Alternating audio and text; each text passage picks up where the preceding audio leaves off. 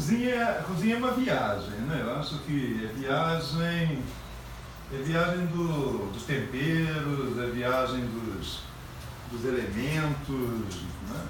É viagem no tempo, é viagem no espaço. Toda comida tem muita história por trás dela, né? Muita história e muitos encontros, né? E desencontros também. Mas que acaba no encontro da mesa no final, né? Comida. O vatapá é o mais curioso. É curioso. O vatapá é curioso. Curioso porque a origem a gente nunca sabe direito de onde é. É sempre uma questão que se perde nessas viagens, né? A gente pode ir seguindo a história dos elementos que compõem, que vão fazer um vatapá. Mas mesmo assim, nunca vai haver uma unanimidade de qual seja o mais legítimo e o mais autêntico dos vatapás, né? Enquanto a vatapá, feito de pão dormido, eu gosto muito desse tipo de vatapá com pão reaproveitado, porque isso traz uma ancestralidade muito interessante, portuguesa na sua origem, né? A cultura do pão, né? E o pão dormido, o pão reaproveitado, a gente tem vários exemplos pelo mundo na cultura do pão, né? A gente tem vários exemplos de gastronomia a partir do reaproveitamento do pão. Você tem a rabanada, que no Nordeste chamam de fatia parida, que as mulheres comem depois que tiveram filho, assim como nós comemos no Natal a rabanada, daí essa ideia de fatia parida, como algo para Nossa Senhora, que depois que teve o menino Jesus, né, ela também vai ganhar a sua fatia de parida. O pão e comida e religião é uma outra história também que está sempre muito associada, porque é o próprio sagrado da sobrevivência, né, vê na comida esse elemento de união e de ressignificação, né? Você vê, em alguns lugares na Bahia, algumas famílias mais tradicionais, no Recife, no Maranhão, vatapá é comida de Sexta-feira Santa. Eu achei também muito curioso, gente, uma comida para vender. Aparentemente eu achei ter uma africana ser uma comida para Sexta-feira Santa, mas é pão e peixe. E aí você tem todo um imaginário católico, né? Nesse pão e nesse peixe. Apesar de dendê, que é uma coisa meio, vamos dizer assim, Exu, né? Lembraria mais uma oferenda a Exu, mas o vatapá não é comida de santo. Não? Não. Nenhum orixá, particularmente nas casas Nagô, come vatapá. Isso aí mostra que o vatapá tem outras origens, né? Outros fundamentos. Embora dendê e pimenta remeta bastante a Exu, e Exu é um orixá que come tudo. Come tudo que os outros orixás comem. Ele não tem, vamos dizer assim, ele não rejeita nada. Então, acho que se você der vatapá para Exu, certamente Exu vai comer. Então, eu não vi isso em lugar nenhum, mas é uma sugestão. É uma bela sugestão para Exu de oferecer um vatapá. Quem me ensinou a fazer vatapá foi uma senhora de Belém do Pará, chamada Dona Aurélia. Dona Aurélia morreu com 102 anos. Morava aqui no Andaraí a vida toda. Era avó de criação de uma amiga que estudou comigo na Escola de Belas Artes. E eu já gostava do vatapá, de comer acarajé de baiana, só por causa do vatapá. Era o que eu mais gostava, era o vatapá. Mais do que o acarajé e o caruru, o vatapá é o que me encantava. A mistura de salgado e adocicado do leite de coco e do dendê. E aí, obviamente, que eu pensava que vatapá era coisa de baiano, né? A gente vai sempre num caminho equivocado. Você acha uma coisa porque você cai num senso comum, né? Você vê uma baiana vendendo acarajé, então vatapá é baiano. Mas aí não, vatapá também é do Belém do Pará. É uma comida tradicional, tradicionalíssima. De Belém? De Belém do Pará. E vatapá se come em vários lugares por aquelas costas. No Recife, em São Luís do Maranhão, toda, né? O vatapá foi viajando. E existe claramente uma distinção. Vatapá baiano, como é que se faz o vatapá baiano, e o vatapá paraense. Eu não sei, na verdade, como é que é, nem o baiano, nem o paraense. Eu só sei que eu acabei fazendo o vatapá da Dona Aurélia. E o vatapá da Dona Aurélia era um vatapá português. Era um vatapá que tinha pão dormido. Não era com farinha de mandioca, como eu vi algumas baianas fazendo para colocar no acarajé. Não era com farinha de trigo, que aí eu já acho que é uma certa preguiça de usar logo a farinha de trigo, entendeu? O certo me parece mais reaproveitar o pão velho, né? Seco, que ele se hidrata com muita facilidade e se dissolve para fazer a massa do vatapá. A Dona Aurélia me ensinou um vatapá que não tinha caixinha de caju, me ensinou um vatapá que ela dizia que na família dela, tão tradicional lá em Belém, na Semana Santa colocava até pedaços de bacalhau. Aquilo também me encantou.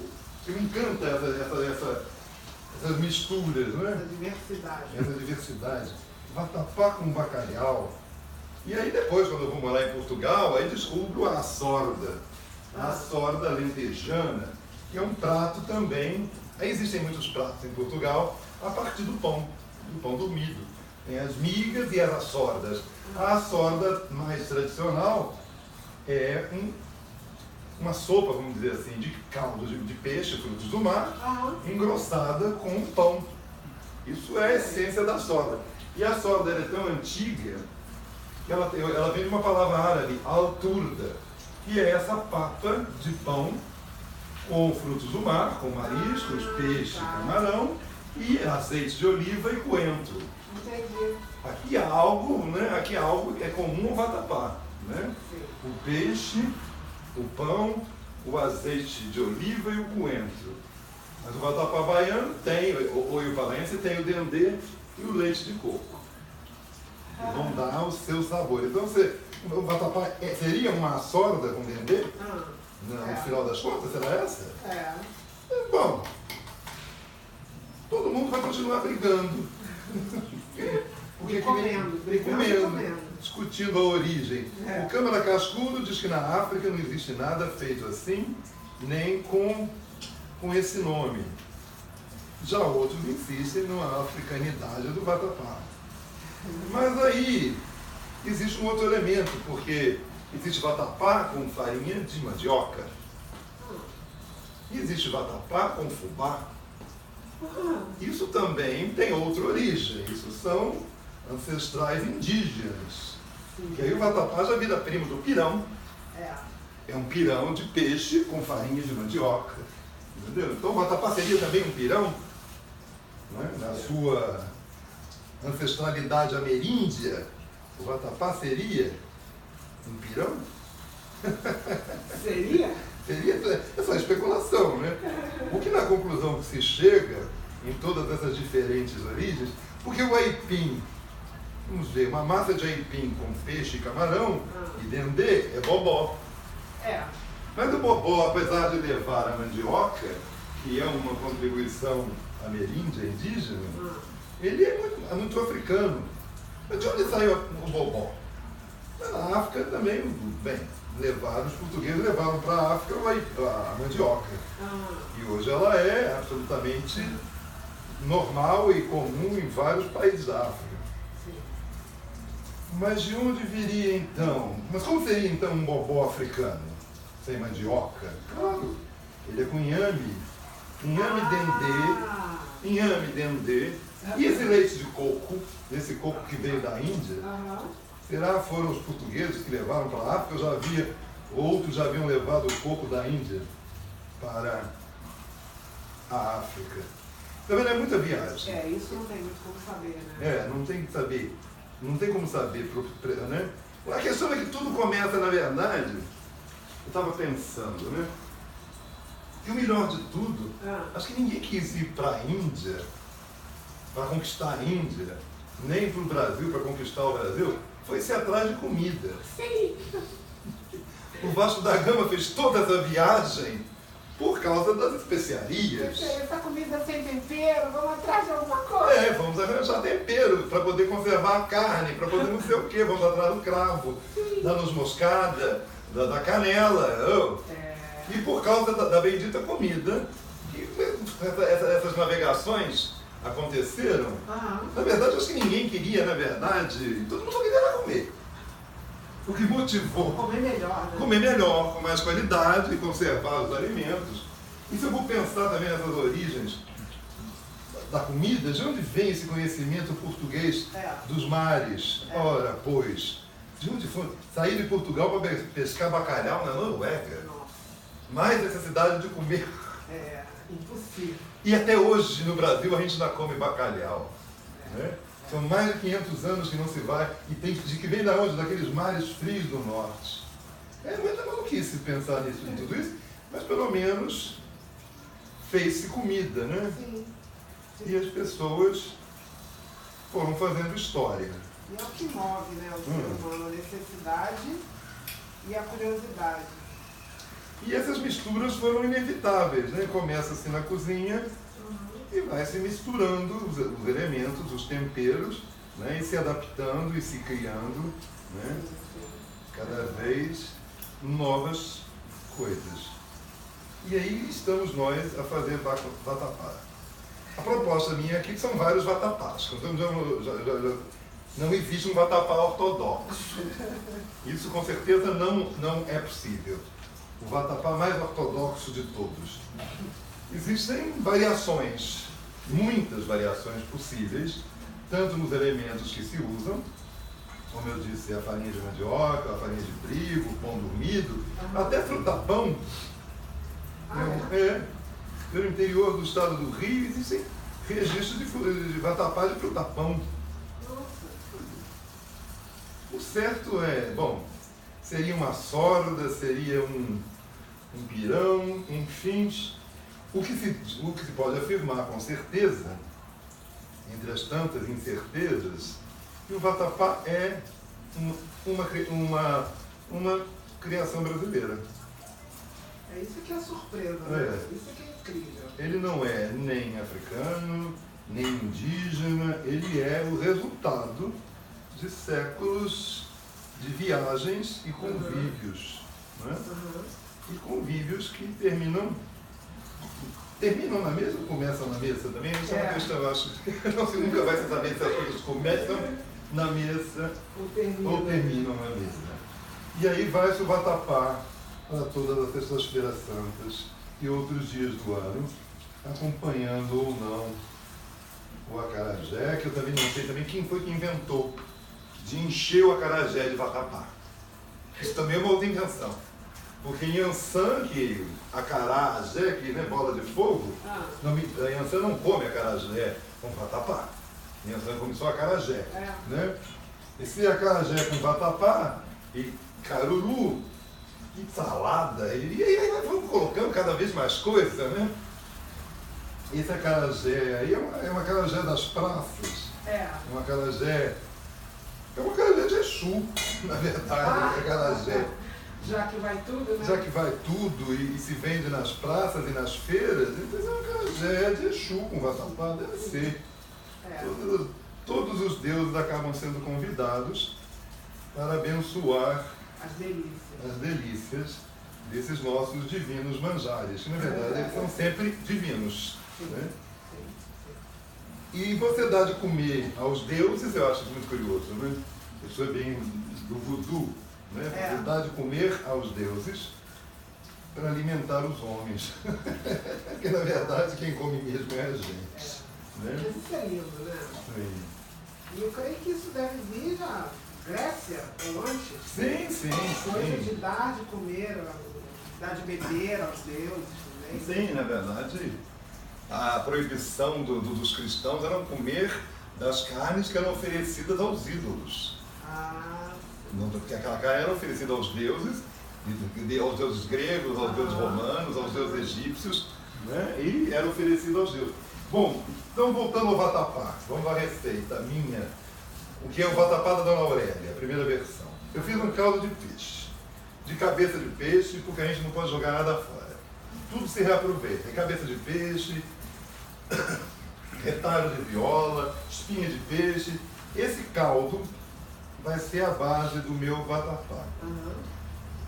Eu não uso o camarão seco. Isso é uma opção minha. Sim. Tradicionalmente, as baianas vão bater o camarão seco com a cebola e vão fazer daí o seu vatapá, acrescentando o dendê, o leite de coco e o pão. Eu vou pegar esse caldo de peixe com pedaços de peixe cozido e aí a partir desse caldo é que eu vou fazer as várias versões minhas aqui do vatapá. Sim. A primeira, que é o vatapá da Dona Aurélia, é o caldo de peixe com peixe, camarão, cebola ralada, dendê, leite de coco, coentro. Esse é o vatapá da Dona Aurélia mais simples possível. Depois eu vou ter um segundo vatapá, que eu chamei de Vasco da Gama, em homenagem ao navegador e às especiarias. Foi uma brincadeira que eu fiz comigo mesmo, que eu gosto de fazer. Já buscando essas ancestralidades, essa é a questão que me fascina, né? Porque, na verdade, é uma saudação a todos os ancestrais, das mais diferentes correntes, né? E o Vasco da Gama me fascina, essa viagem. Então, eu substituí o azeite de dendê, o óleo de palma, pelo curry. E foi um resultado maravilhoso. Ele vai ter todos os elementos do vatapá, com leite de coco, pão, só em vez do dendê, vai ter o curry. Dessas várias experiências minhas com vatapás e açordas, porque, como eu disse, a açorda portuguesa lentejana, é esse caldo de peixe com pão, coentro e azeite. E um ovo lá para dar uma liga. Portugal sempre se coloca ovo, eu também acho que esse ovo é tardio, deve não ser tão original assim. Mas uma outra versão, a partir da música do Caymmi, gente, quem quiser vatapá, que procure fazer, primeiro o fubá, depois o dendê, falar, não tem vatapá de fubá, ninguém tinha me ensinado isso. Foi a música do Caymmi que me serviu de referência. Então vai ter eu chamo de vatapá dos pobres, porque aí é o mais barato de todos. Eu vou usar fubá no lugar do pão dormido, porque o pão era algo muito aristocrático. Porque o pão não se produzia trigo no Brasil. O trigo tinha que ser importado de Portugal. Então só as casas abastadas é que iam ter pão, né? A cultura do pão ela vai se divulgar no Brasil só depois com a imigração italiana. E aí começa a se produzir o trigo, mas assim, o Brasil ainda importa o trigo, né? Os portugueses aqui chegaram sem o trigo, tiveram que fazer pão de mandioca. Aí surgiu o pão de queijo, criaram-se coisas para substituir o trigo, né? O vatapá, esse vatapá de pão, esse pão dormido, esse pão que vai entrar, vai virar rabanada, isso só para gente com alguma condição. Né? O povo pobre mesmo vai fazer o seu vatapá com farinha de mandioca ou fubá. E eu achei muito delicioso, eu chamo de vatapá dos pobres por causa do fubá. Ele é só fubá com caldo de peixe e dendê. E o último vatapá dessa série, aqui o quarto vatapá, é o vatapá vegano, onde eu substituo o peixe e o camarão pela alga e o shiitake, então o shimeji. E aí eu faço um vatapá com sabor de mar, que o vatapá tem que ter, mas vegano, sem camarão e sem peixe. E continua vatapá. Porque o que é ser vatapá? Essa é a questão que chega a ser uma questão, né, filosófica. O que é ser vatapá? Porque sem o camarão seco, ou sem o camarão, sem o peixe, ainda é vatapá? Sim, que existe vatapá de galinha. E é vatapá, e é feito de galinha. Então, o ser vatapá é uma coisa ampla. É verdade. É uma coisa que está em enorme diálogo, entendeu? Esse ser vatapá. E aí, eu acho que, na minha experiência, o vatapá vegano com algas e cogumelo não perdeu a sua vatapacidade. Ele permanece sendo vatapá, entendeu? Ele é um vatapá. Corta!